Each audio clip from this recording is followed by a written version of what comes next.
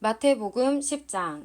예수님께서 12명의 제자를 부르셨습니다. 그리고 제자들에게 더러운 영을 쫓고 모든 병과 허약함을 치료하는 권능을 주셨습니다. 12제자의 이름은 이렇습니다. 베드로라고도 불리는 시몬과 그의 동생 안드레, 세베대의 아들 야고보와 그의 동생 요한, 빌립과 바돌로메, 도마와 세리 출신인 마태, 알페오의 아들 야고보, 다데오, 열심당원 시몬과 가룟 출신 유다입니다. 유다는 예수님을 배반한 사람입니다. 예수님께서 12제자를 보내시며 이렇게 지시하셨습니다. 이방 사람들의 길로 가지 말고 사마리아 성에도 들어가지 마라. 너희는 이스라엘 집에 잃은 양에게로 가거라. 가면서 이렇게 전하여라. 하늘나라가 가까이 왔다. 환자들을 고쳐주고 죽은 사람을 일으켜 세워라. 문둥병 환자를 깨끗하게 하고 귀신을 내쫓아라. 너희가 거저 받았으니 거저 주어라. 금이나 은이나 동전을 내 허리에 돈 주머니에 넣어두지 마라. 문 좀 닫아줄래?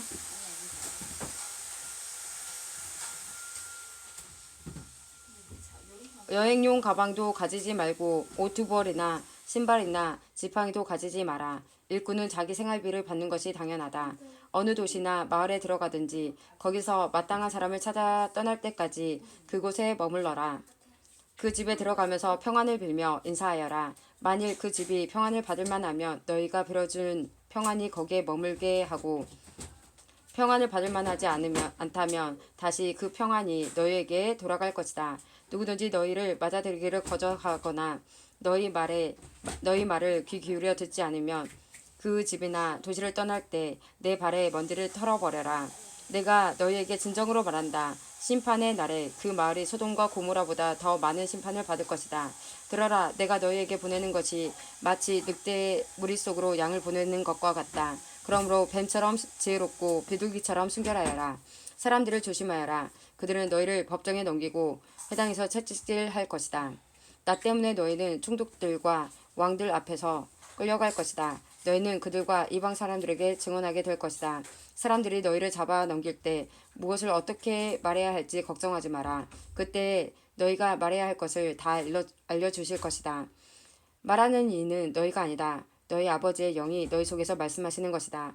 형제가 형제를 배신하여 죽게 하고 아버지 또한 자녀를 그렇게 할 것이다. 자녀가 부모를 대적하여 죽게 할 것이다.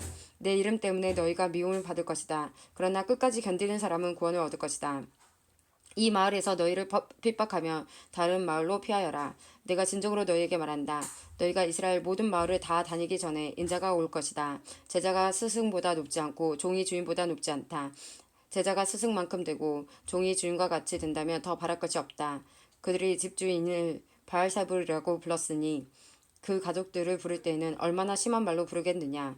그러므로 사람들을 두려워하지 마라. 덮였던 것은 모두 벗겨질 것이고 감추어졌던 것은 다 알려질 것이다.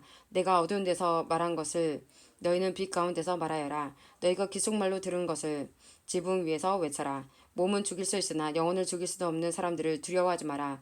영혼과 몸을 모두 지옥에 던져 멸망시킬 수 있는 분을 두려워하여라. 참새 2마리가 동전 1개에 팔리지 않느냐. 그러나 너희 아버지가 아니고서는 한 마리도 땅에 떨어질 수 없다. 심지어 너희의 머리카락 숫까지도 하나님은 아신다. 그러므로 두려워 마라. 너희는 참새 여러 마리보다 훨씬 더 귀하다. 누구든지 사람들 앞에서 나를 인정하는 사람은 나도 하늘에 계신 나의 아버지 앞에서 그를 인정할 것이다. 그러나 누구든지 사람들 앞에서 나를 모른다고 하면 나도 하늘에 계신 나의 아버지 앞에서 그를 모른다고 할 것이다. 내가 세상에 평화를 주러 온 줄로 생각하지 마라. 평화가 아니라 칼을 주러 왔다. 나는 아들이 아버지를, 딸이 어머니를, 며느리가 시어머니를 거슬러서 서로 다투게 하려고 왔다. 사람의 원수가 자기의 가족이 될 것이다. 누구든지 나를 사랑하는 것보다 자기 부모를 더 사랑하면 나의 제자가 될 자격이 없다. 누구든지 나를 사랑하는 것보다 자기 아들과 딸을 더 사랑하면 나의 제자가 될 자격이 없다. 자기 십자가를 지고 나를 따르지 않는 사람은 내 제자가 될 자격이 없다. 자기의 목숨을 찾으려고 하는 사람은 잃게 될 것이며 나를 위하여 자기 목숨을 버리는 사람은 얻게 될 것이다. 너희를 맞아들이는 사람은 나를 맞아들이는 것이다. 나를 맞아들이는 사람은 나를 보내신 분을 맞아들이는 것이다. 예언자의 이름으로 예언자를 맞아들이는 사람은 예언자의 상을 받을 것이다.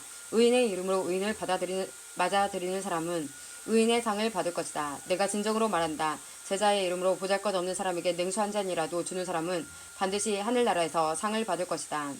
마태복음 11장. 예수님께서 12제자를 지시하시기를 마치시고 여러 마을에서 가르치시고 전도하기 위해 그곳을 떠나셨을 때 일입니다. 세례자 요한은 감옥에서 그리스도의 하신 일을 들었습니다. 요한은 제자들을 예수님께 보냈습니다. 요한은 그들을 통해 예수님께 물었습니다. 오신다고 했던 분이 바로 당신입니까? 아니면 다른 분을 기다려야 합니까? 예수님께서 대답하셨습니다. 요한에게 가서 너희가 듣고 본 것을 말하여라. 보지 못하는 사람이 보고 걷지 못하는 사람이 걷고 문둥병 환자가 깨끗해지고 듣지 못하는 사람이 듣고 죽은 사람이 살아나며 가난한 사람에게 복음이 전해진다고 하여라. 나를 의심하지 않는 사람은 복이 있다. 요한의 제자들이 떠난 뒤에 예수님께서 모인 사람들에게 요한에 대해 말씀하시기 시작했습니다.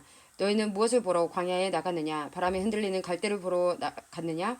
아니면 무엇을 보러 갔느냐? 화려한 옷을 입은 사람을 보러 나갔느냐? 화려한 옷을 입은 사람은 왕궁에 있다.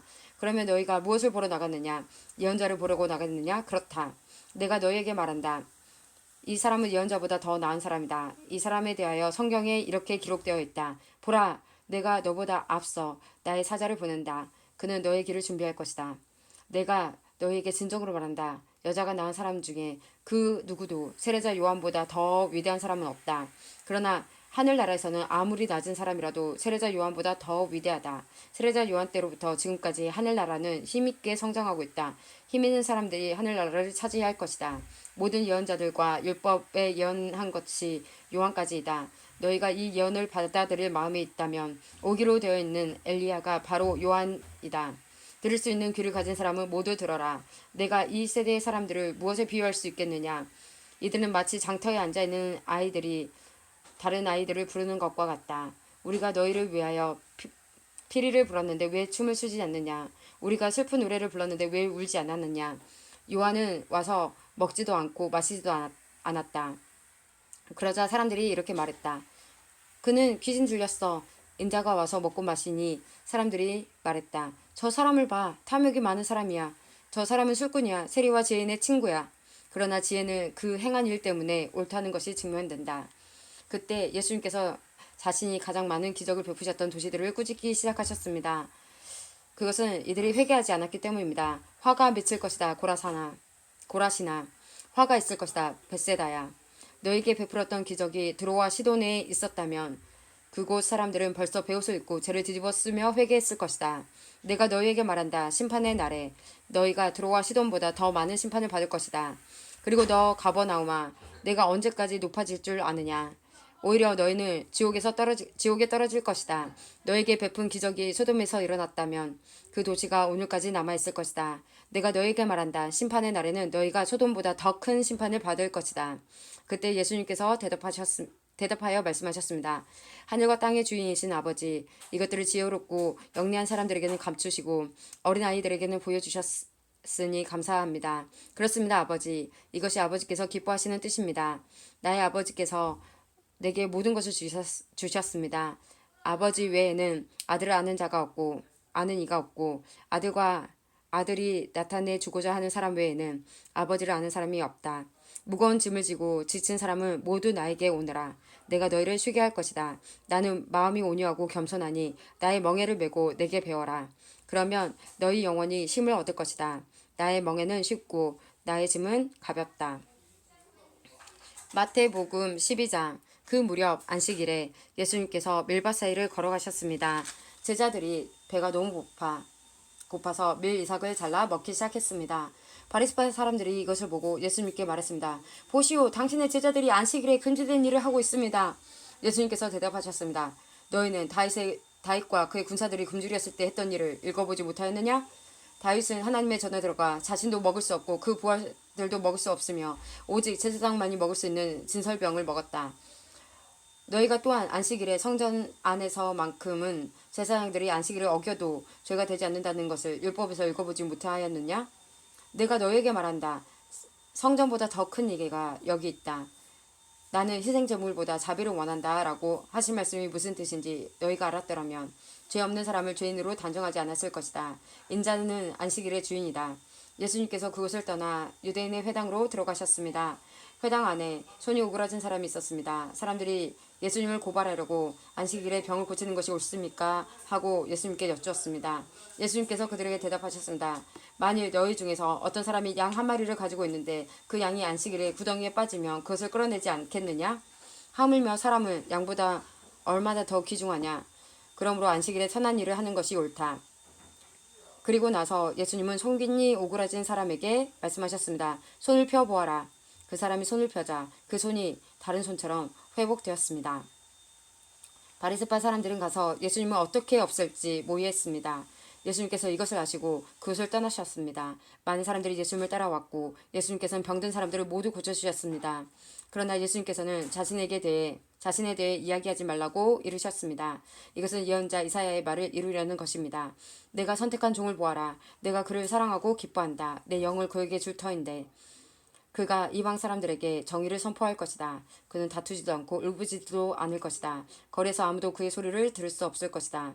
그는 상한 갈대도 꺾지 않을 것이며 꺼져가는 불꽃도 끄지 않을 것이다. 그래서 그는 결국 정의가 이기게 할 것이다. 모든 이방 사람들이 그 이름에 소망을 걸 것이다. 그때 사람들이 귀신 들려서 보지 못하고 말하지 못하는 사람을 예수님께 데리고 왔습니다. 예수님께서 이 사람을 고쳐주시자 그 사람이 말도 하고 볼 수 있게 되었습니다. 사람들이 놀라 말했습니다. 이 사람이 혹시 다윗의 후손 메시아가 아닐까? 바리새파 사람들이 이 말을 듣고 말했습니다. 이 사람이 귀신의 우두머리인 바알세불의 힘을 빌려 귀신을 내쫓는다. 예수님께서 바리새파 사람들의 생각을 아시고 그들에게 말씀하셨습니다. 어느 나라든지 자기들끼리 나누어 싸우면 망할 것이다. 어느 도시나 가정도 나뉘면 제대로 서지 못할 것이다. 마찬가지로 사탄이 사탄을 내쫓는다면 사탄이 자신을 대적한다는 말인데 그렇다면 어떻게 사탄의 나라가 설 수 있겠느냐. 내가 바알세불의 힘을 빌어 귀신을 내쫓는다고 하는데 그렇다면 너희 아들들은 누구의 힘을 빌어 귀신을 내쫓느냐. 그러므로 그들이 너희의 재판관이 될 것이다. 내가 만일 하나님의 영으로 귀신을 내쫓는다면 하나님의 나라가 이미 너희에게 온 것이다. 또한 누구든지 힘센 사람을 먼저 묶어놓지 않으면 어떻게 힘센 사람의 집에 들어가 물건을 빼앗을 수 있겠느냐. 묶어놓은 뒤에야 그 집을 약탈할 것이다. 누구든지 나와 함께하지 않으면 나를 반대하는 것이다. 나와 함께 모으지 않는 사람은 흩트리는 것이다. 그러므로 내가 너희에게 말한다. 어떠한 죄나 신성 모독의 말은 다 용서받겠지만 성령을 모독하는 죄는 용서받을 수 없다. 인자를 거역하는 말을 하는 사람은 용서받을 수 없다. 그러나 성령을 거역하는 말을 하면 이 세상에서도 오늘 세상에서도 용서받지 못할 것이다. 나무도 좋고 열매도 좋다고 하든지 나무도 나쁘고 열매도 나쁘다고 해야 한다. 나무는 그 열매를 보고 알 수 있다. 독사의 자식들아 너희가 악하면서 어떻게 선한 것을 말할 수 있겠느냐. 입은 그 마음속에 가득 찬 것을 말하는 것이다. 선한 사람은 선한 것을 쌓았다가 선을 내고 악한 사람은 악한 것을 쌓았다가 악한 것을 낸다. 내가 너희에게 말한다. 사람이 무심코 내뱉은 사소한 말이라도 심판의 날에는 책임을 져야 한다. 내 말에 근거하여 내가 의롭다고 판정을 받을 수도 있고 죄가 있다고 판정을 받을 수도 있다. 그때 몇몇 율법 학자들과 바리새파 사람들이 예수님께 말했습니다. 예수님, 우리에게 증거를 보여주십시오. 예수님께서 대답하셨습니다. 악하고 죄 많은 이 세대가 증거를 보여달라고 한다. 그러나 예언자 요나의 증거 외에는 보여줄 것이 없다. 요나가 3일 낮 3일 밤 동안 꼬박 커다란 물고기 뱃속에 있었듯이 인자도 3일 낮 3일 밤 동안 땅속에 있을 것이다. 심판의 날에 느느웨 사람들이 이 세대와 함께 일어서서 이 세대를 심판할 것이다. 왜냐하면 그들은 요나의 전도를 듣고 회개했기 때문이다. 보아라, 요나보다 더 큰 이가 여기 있다. 심판의 날에 남쪽 나라의 여왕이 이 세대와 함께 일어서서 이 세대를 심판할 것이다. 왜냐하면 그 여왕은 솔로몬에게 지혜를 들으려고 땅 끝에서부터 왔기 때문이다. 보아라, 솔로몬보다 더 큰 이가 여기 있다. 더러운 영이 어떤 사람에게서 나와 쉴 곳을 찾아 물이 없는 곳에서 헤매했으나 찾지 못하고 이렇게 말했다. 내가 나왔던 집으로 다시 돌아가야겠다. 돌아와 보니 그 집이 여전히 비어있을 뿐만 아니라 깨끗이 청소되고 정리되어 있는 것을 알았다. 그때 그 더러운 영이 나가서 자기보다 훨씬 더 악한 7영을 데리고 왔다. 그 영들 모두 그 사람에게 들어가 살게 되어 그 사람의 나중 상태가 처음보다 훨씬 더 나쁘게 되었다. 이 악한 세대도 이렇게 될 것이다. 예수님께서 사람들에게 말씀하고 계실 때에 예수님의 어머니와 형제들이 예수님에게 할 말이 있다면서 밖에 서 있었습니다. 어떤 사람이 예수님께 말씀드렸습니다. 보십시오. 선생님의 어머니와 형제들이 선생님께 말을 하려고 밖에 서 있습니다. 예수님께서 그 말을 전해준 사람에게 대답하셨습니다. 누가 나의 어머니이고 누가 나의 형제들이냐. 그리고 나서 제자들을 가리키면서 말씀하셨습니다. 보아라, 내 어머니와 내 형제들이다. 누구든지 하늘에 계신 나의 아버지의 뜻을 행하는 사람이 내 형제요, 자매요, 어머니이다.